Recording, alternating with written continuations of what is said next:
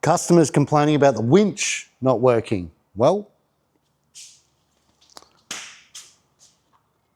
I wonder why.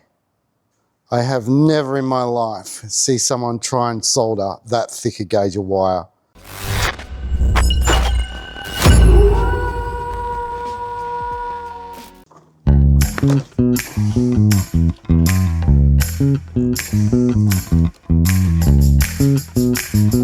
The way it should be done.